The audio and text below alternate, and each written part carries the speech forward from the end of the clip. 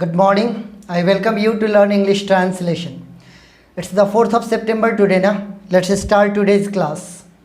सबसे पहले तो आपको ये बता दें कि कल का आप लोगों का चैलेंज था मेरे पास ना के बराबर पैसा है, और ज़्यादातर लोगों ने इसका बनाया था I have no money at all, I have a little money, कई तरीके के जवाब आए थे। लेकिन इसका सही जवाब होगा I have little money. Little का यूज़ होता है तब जब अनकाउंटेबल नाउन हो, जैसे कि मनी, और लिटिल में ए लगा देने का मतलब ये हो गया कि पैसा कुछ है, मतलब कुछ मनी है, और ए हटा देने पर इसका मतलब होता है कि नहीं के बराबर है। इसलिए सही जवाब होगा I have little money. Rupesh Kumar के आईडी से एक कमेंट था लेकिन वो एडिटेड था, बाद में सुधारा गया था। निखिल कुमार यादव का भी एडिटेड था।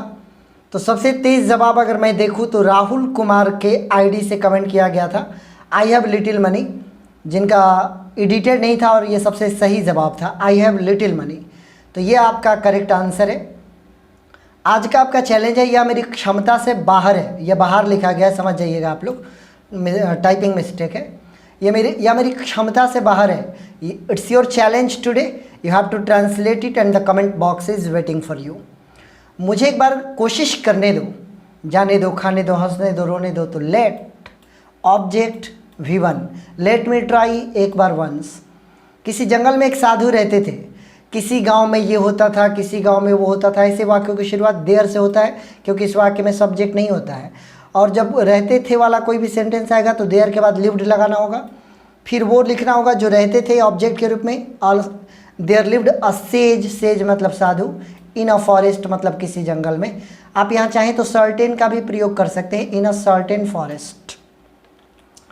यहाँ एक पीपल का पेड़ हुआ करता था, यहाँ एक मंदिर हुआ करता था, पीपल का पेड़ हुआ करता था। इस प्रकार का कोई भी सेंटेंस आएगा ना, हुआ करता था, इसको आप देयर से स्टार्ट करना, उसके बाद यूज्ड टू बी हमेशा लगाना आप।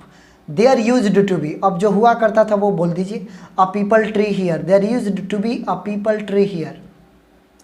क्या तुम मुझे कभी भूल सकते हो? Can you ever forget me, can you ever forget me, can लगा दिए, एवर लगा दिए, कभी के लिए वर्ब के पहले लगाया जाता है। तो can you ever forget me, I hope you understand this.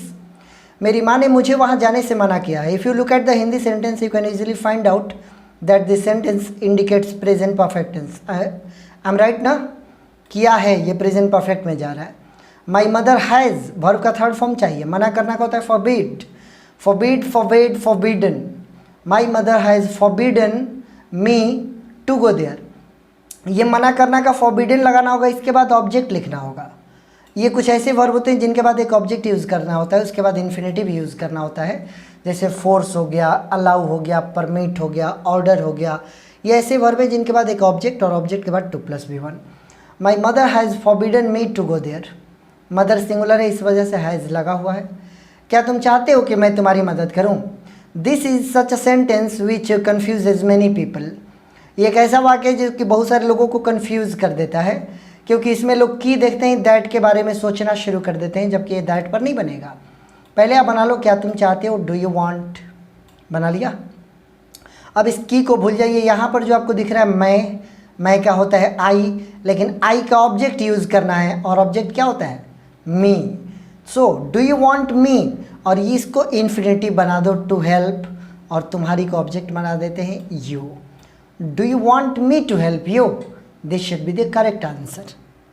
आप कोई भी सेंटेंस बनाओगे, क्या तुम चाहते हो कि, ऐसा करके कोई भी सेंटेंस आए तो इसी पैटर्न पर बनाइएगा। मेरी कहानी सुनोगे तो रो पड़ोगे। This should be the toughest sentence in this class today for you. मेरी कहानी सुनोगे तो रो पड़ोगे, यानी कि मेरी कहानी तुम्हें रुला देगी। ये कहना ये मतलब है कि कॉजेटिव वर्ब का यूज़ करना होगा। रुला देना, रोना का विप, और रुला देना के लिए अलग से यूज़ होता है। मेरी कहानी का माई स्टोरी भी लिख सकते थे, लेकिन मैंने यहाँ पर लिखा है ट्रेजिडी, क्योंकि कहानी से रोगे तो कहानी मेरी दुख वाली होगी, और दुख वाली कहानी को इंग्लिश में ट्रेजिडी कहते हैं। माई ट्रेजिडी विल लगा दिया फ्यूचर के लिए।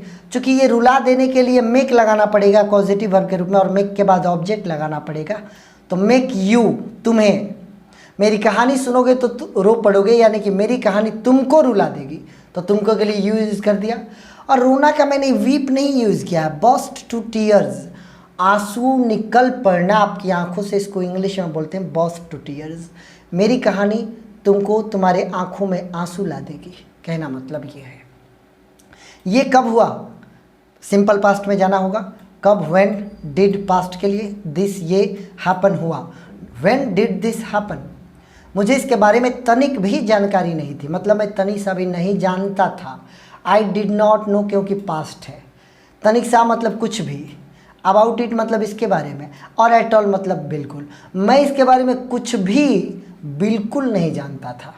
एट ऑल के बारे में एक दिन और आपको बताया थे कि जब भी नेगेटिव सेंटेंस होगा तो आप एट ऑल का यूज़ बिल्कुल के अर्थ में या तनिक के अर्थ में कर सकते हो। मैं एक गिलास ठंडा पानी लेना चाहूँगा। चाहूँगा के लिए हमेशा आई वुड लाइक, वुड है ये याद रखिएगा, आई और वुड को जोड़ दिए, आई वुड लाइक टू। लेना के लिए हैव, खाने पीने के सामान में आप हैव का यूज़ करते हैं। I would like to have, क्या लेना चाहेंगे, a glass of cold water. I would like to have a glass of cold water. कोई भी बात अगर चाहूँगा मैं बोलना होगा ना, तो I would like to go, I would like to sit here, I would like to talk to you, I would like to play with you. I would like करते रहिए। मेरी तुमसे कोई निजी दुश्मनी नहीं है। I have no personal enmity with you. Personal enmity मतलब निजी दुश्मनी, विद यू मतलब तुम्हारे साथ। उन दोनों में कट्टर दुश्मनी है। कट्टर दुश्मनी को बोलते हैं डैगर्स ड्रॉन। दे आर मतलब उन दोनों, या बोथ ऑफ देम यहाँ पर आप लगा सकते थे, या दे आर बोथ यहाँ पर बोथ लगा सकते थे। मेरे से छूट ही गया है, बेहतर होगा कि बोथ डाल दिया जाए, या तो बोथ ऑफ देम या they are both at daggers drawn. आपको दोबारा यहाँ देखकर अच्छा लगा। It's good to see you here again. It's good मतलब अच्छा लगा, टू सी यू तुमको देखकर, हियर यहाँ अगेन। मुझे भड़काओ मत, डोंट प्रोवोक मी। प्रोवोक का मतलब होता है भड़काना। कथनी और करनी में अंतर होता है। देयर आर डिफरेंसेस, प्लूरल है इसीलिए आर। देयर आर डिफरेंसेस मतलब अंतर होते हैं बिटवीन सेइंग यानी कि कथनी एंड डूइंग यानी कि करनी। There are differences between saying and doing. That's it for today's class, my dear students. I hope you are enjoying my class and I hope you are learning something very special. आप लोग कोशिश करते रहो, मैं आपके साथ हूँ, and दोनों मिलकर कोशिश करते हैं और जल्दी से इंग्लिश को सीखते हैं, ताकि आप इंग्लिश लैंग्वेज में पूरी दुनिया से बात करने के लायक हो जाए। Okay, thank you, bye bye, see you.